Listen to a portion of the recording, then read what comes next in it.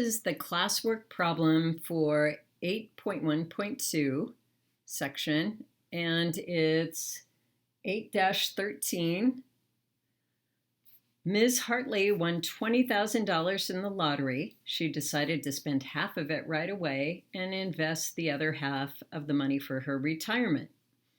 The interest rate on the account Ms. Hartley chose is 5%. She calculated that after 10 years, based on simple interest, her account balance should be $15,000. However, the banker told her that after 10 years, the account balance would be $16,289.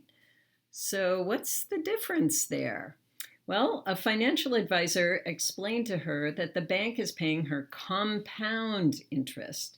That means that the bank is calculating the interest each year on the total of the principal and any interest that she has earned.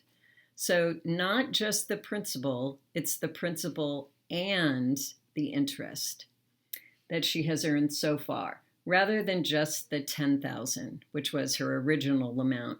If Ms. Hartley leaves the money in the account for 30 years, her $10,000 will grow to more than $40,000.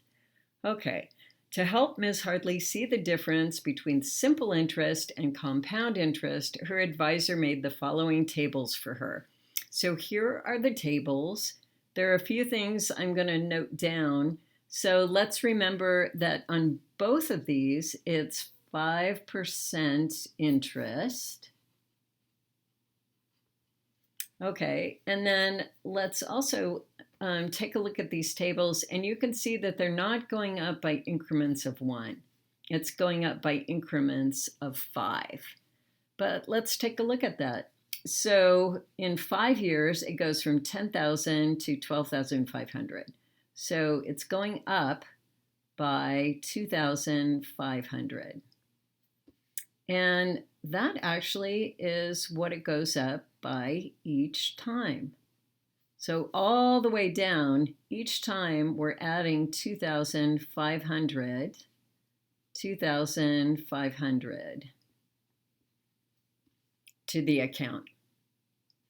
Okay, so if we need to explain how the interest is growing in this table, the simple interest table, we can just say it's growing by $2,500 every 5 years. Or if we put that into 1 year, we could just divide 2,500 by 5, and it's $500 per year. Okay, so that's simple interest.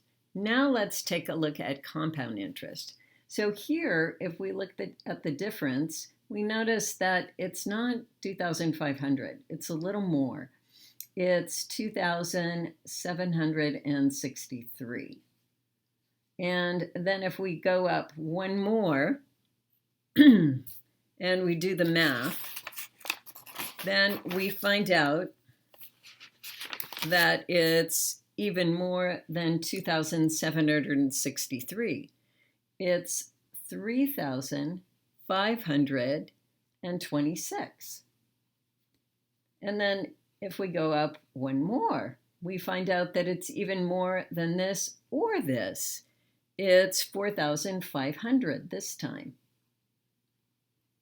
So it's interesting because the interest is growing each time by a larger amount.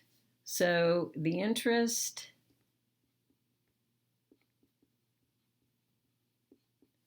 is growing in amount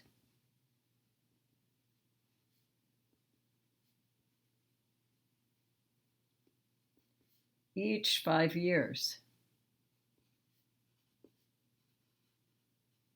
Okay, so why does that happen? Well, it's kind of interesting because here we're just calculating the interest off the 10,000.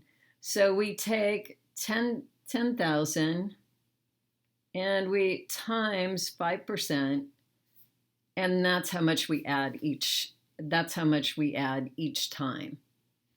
But here, what we're doing is the first time we take 10,000 and we multiply it by 5% or 0.05 to get this amount.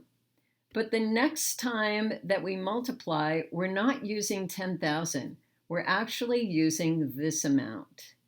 And so we're going to multiply the percentage by this amount.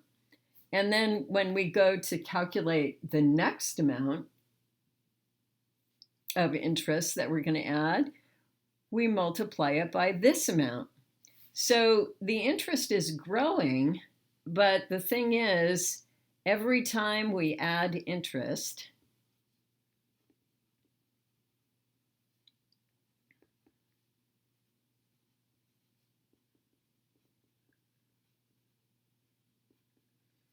we use the balance plus interest earned to calculate the next interest.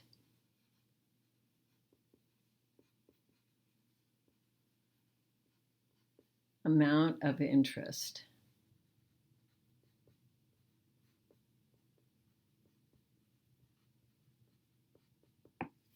Okay, so that's the key. We're using the balance plus interest to calculate the next amount of interest. Okay, so after 30 years, how does simple interest balance compare to the compound interest balance? Well, let's take a look. So at 30 years, we would make this much money if we were earning simple interest, which is 25,000.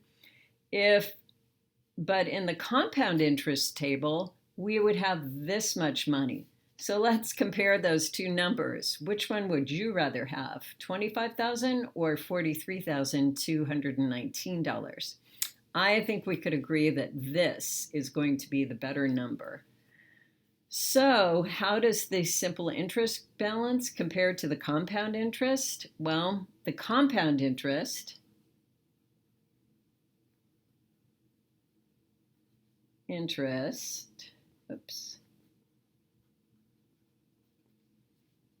balance